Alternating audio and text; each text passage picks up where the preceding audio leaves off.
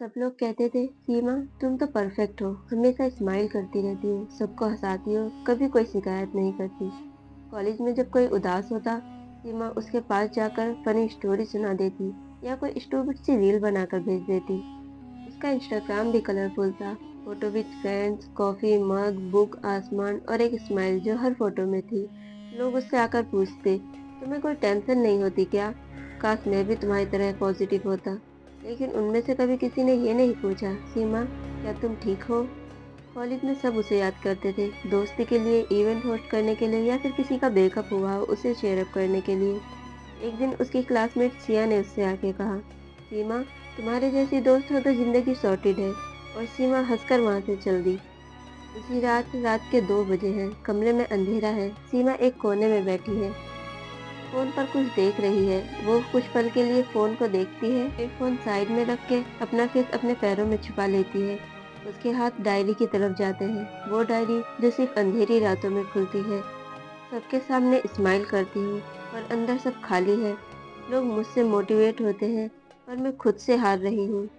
दोस्तों, ऐसा क्या हुआ था सीमा के साथ जो वो इतनी उदास थी?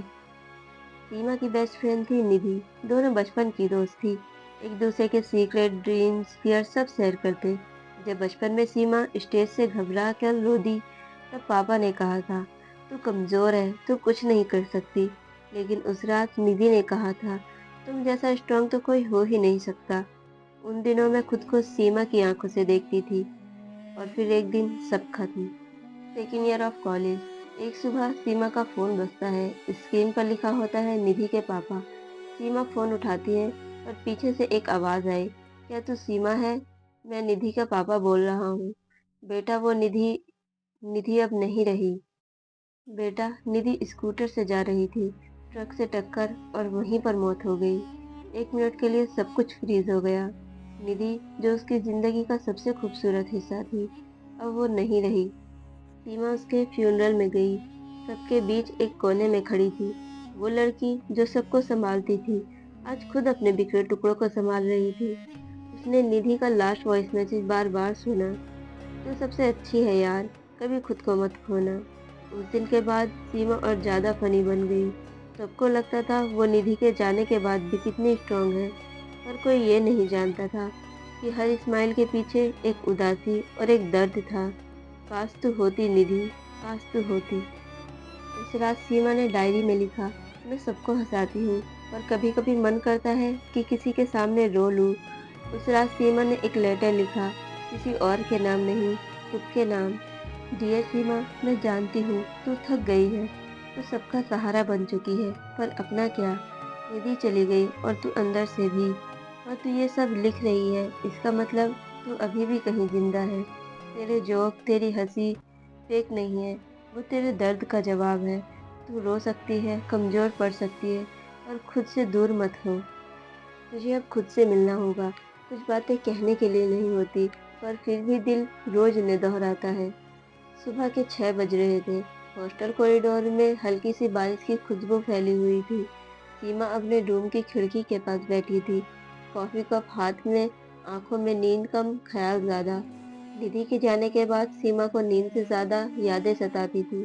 हर बार कोई रेन ड्रॉप खिड़की से टकरा, सीमा का दिल किसी बीते लम्हे से टकरा जाता। निधि की एक पुरानी फाइल सीमा के पास थी, जिनमें वे दोनों लिखते थे अपने छोटे छोटे गोल्स, फनी बातें और कभी कभी लड़ाई के बाद अपॉलजी नोट्स। सीमा ने फाइल खोली। पहले पन्ने पर लिखा था, list of things we will do together before 25। और सबसे लास्ट में लिखा था, अगर मैं तुझसे पहले मर गई तो मैं तुझे आत्मा बन के डराऊंगी। सीमा हंस दी, लेकिन उस पल उसकी आंखें भर आई।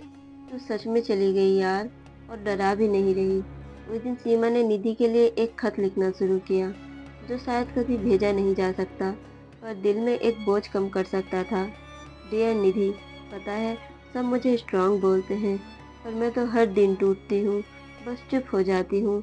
तू नहीं है तो वो सिली फाइट्स, स्टूपिड क्वेश्चन, हॉस्टल के गॉसिप, वो सारे मोमेंट खो गए हैं। तेरे बिना मैं भीड़ में भी अकेली हूँ।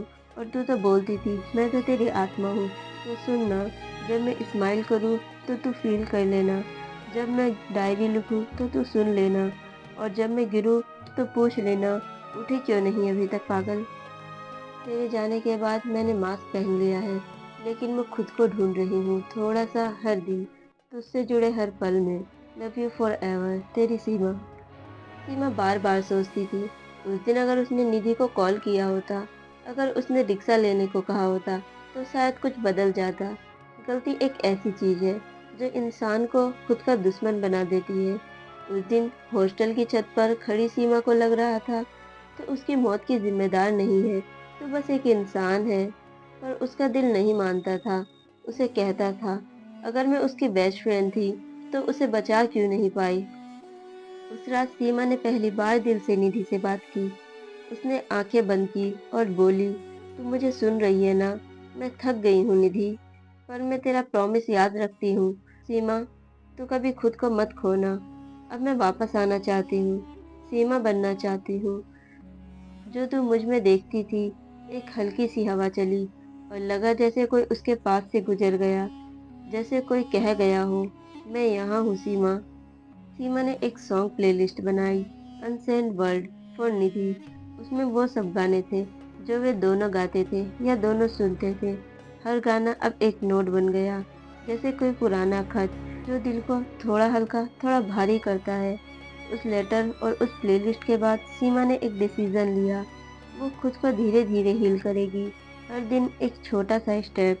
कभी कभी सबसे मुश्किल बात होती है खुद को देख पाना बिना जज किए। वो सुबह जो कुछ कह रही थी। आज हॉस्टल का कॉरिडोर शांत था। सीमा बाथरूम के मिरर के सामने खड़ी थी, चेहरे पर वही हर रोज वाली स्माइल, पर उसके अंदर कुछ था, जैसे मिरर बोल रहा हो, "तू हमेशा दूसरों के लिए रेडी क्यों होती है, खुद के लिए कब तैयार होगी?" सीमा ने आंखें मिरर से हटा ली, पर अगले ही पल उसने सोचा। उसने मिरर के सामने थोड़ा और करीब आके खुद को देखा। चेहरा थोड़ा सूजा हुआ था, कल रात फिर रोई थी, आंखें हल्की सी लाल, पर अब भी स्ट्रांग दिखने की कोशिश में। उसने धीरे से कहा, "क्या तू ठीक है सीमा?" पहली बार किसी ने ये पूछा, वो भी खुद ने। और उस वक्त उसकी आंखों से आंसू बह गए। सीमा ने अपनी पुरानी फोटो एल्बम निकाली। एक फोटो थी उसके 9th बर्थडे की। सब केक के आसपास खड़े थे और बीच में सीमा बिना स्माइल के। सबको लगा था केक गिर गया था इसलिए वो उदास थी, पर असल बात ये थी, उस दिन पापा उसका गिफ्ट लाना भूल गए थे। मैं खुद को स्ट्रांग बनाऊंगी, कोई और मुझे हर्ट करे उससे पहले मैं खुद ही स्ट्रांग बन जाऊंगी। और वही मार्क तब से उसके साथ रह गया। उस रात सीमा ने डायरी में लिखा, "आज मैंने पहली बार खुद को देखा, बिना मेकअप के, बिना स्माइल के, बिना फिल्टर के। और मुझे लगता है मैं बुरी नहीं लग रही थी। शायद मैं थकी हुई थी, शायद थोड़ी टूटी हुई भी थी।" रूममेट सलोनी कभी ज्यादा क्लोज नहीं थी सीमा के, पर उस दिन जब सलोनी ने सीमा को देखा कि वो खुद की फोटो देख रही है और डायरी लिख रही है, तो उसने सॉफ्टली पूछा, "तू ठीक है सीमा?" सीमा कुछ सेकंड चुप रही, फिर लाइटली स्माइल करके बोली, "शायद अब होना स्टार्ट हो रही हूँ।" उसने एक नोट लिखा, "मैं परफेक्ट नहीं हूँ, मैं कभी कभी कंफ्यूज हो जाती हूँ, पर मैं जिंदा हूँ और मैं धीरे धीरे खुद को समझाने लगी हूँ।" उसने ये नोट मिरर पे चिपका दिया ताकि हर सुबह उसे ये याद रहे, अपने आप से प्यार करना हर दिन सीखना पड़ता है। उस दिन सीमा ने हेडफोन्स लगाए और बिना लिरिक्स वाले म्यूजिक के साथ छत पर चली गई। वहाँ उसे एक इनर वॉइस सुनाई दी, जैसे निधि की याद, "तू बहुत प्यारी है सीमा, तू सबको जितना एक्सेप्ट करती है, एक बार खुद को वैसे ही एक्सेप्ट करके देख।" अगले दिन सीमा ने हॉस्टल के नोटबोर्ड पर एक पेपर चिपकाया, "खुलकर बोलो सर्कल, एवरी सैटरडे शाम 6 बजे।" कोई थेरेपिस्ट नहीं, कोई जजमेंट नहीं, बस एक स्पेस जहाँ हम अपनी असली बात बोल सके। उसके नीचे एक लाइन लिखी थी, "अपने इमोशन छुपाओ मत, क्योंकि कभी कभी रोना सबसे बड़ी ताकत होती है सीमा।" यह सीमा के लिए नया मोड़ था, दूसरों के दर्द में अपने आप को खोजना। कॉलेज के फर्स्ट में सीमा को स्टेज मिलता है, वो माइक उठाती है और पहली बार अपनी स्टोरी शेयर करती है। सीमा कहती है, "मुझे लगता था अगर मैं दुनिया के सामने स्ट्रांग बनकर दिखाऊंगी तो सब ठीक रहेगा, लेकिन पता ही नहीं चला मैं स्ट्रांग बनने के चक्कर में खुद को भूल बैठी। कभी कभी वीक होना भी अच्छा होता है, हमें खुल के रो लेना चाहिए।"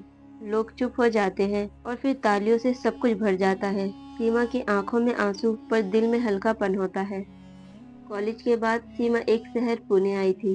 एक एनजीओ में मेंटल हेल्थ अवेयरनेस पे काम करने लगी थी। वो शहर जहाँ उसे कोई नहीं जानता था और इस बार उसे खुद को डिफाइन करने का मौका पाया। उसने एक छोटा रेंटेड फ्लैट लिया और पहली बार जिंदगी में एक फुल वॉल पर अपनी आर्ट गैलरी बनाई। सबसे पहले चिपकाया वो स्केच जिसमें उसने लिखा था, मैं खुद को पहली बार एक्सेप्ट कर रही हूँ। एक दिन उसके कॉलेज के फ्रेंड्स सिया और अनुज पुणे आए। सीमा ने उन्हें अपने घर पर बुलाया। अनुज ने कहा, तो वो पहले वाली सीमा नहीं है, तो उसका बेटर वर्जन है। सिया ने एक अनप्लग्ड म्यूजिक नाइट रखी। सीमा ने उनके साथ मिलकर एक open my heart show organise किया। नाम था ब्रेक द साइलेंस।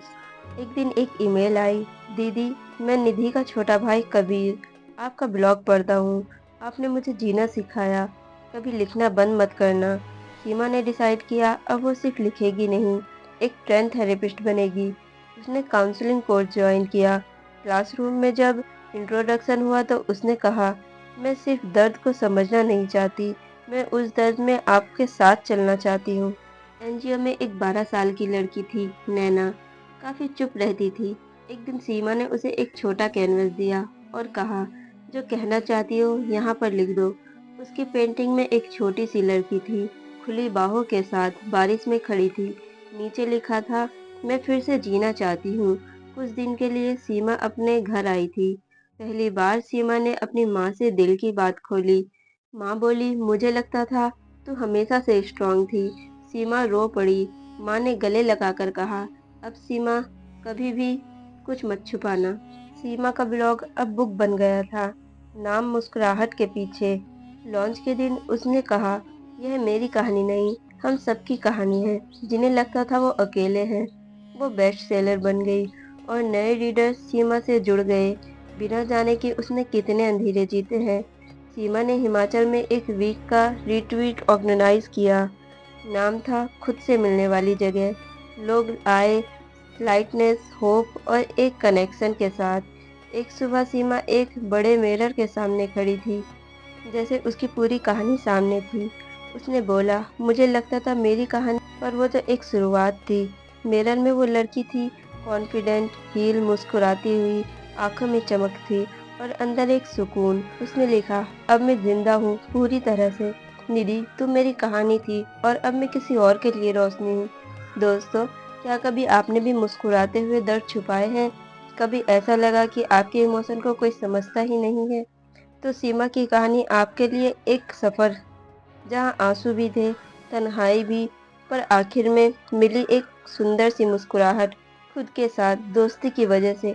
अगर आपको यह कहानी पसंद आई हो तो कमेंट में ज़रूर बताएं और अगर आपकी भी कोई ऐसी कहानी है तो हमारे साथ शेयर ज़रूर करें और साथ ही हमारी वीडियो को एक लाइक और शेयर करें ऐसे दोस्त के साथ जिसे शायद इस कहानी की ज़रूरत है। और हमारे चैनल साद रियल वॉइस को ज़रूर सब्सक्राइब करें। मिलते हैं नेक्स्ट वीडियो में। धन्यवाद।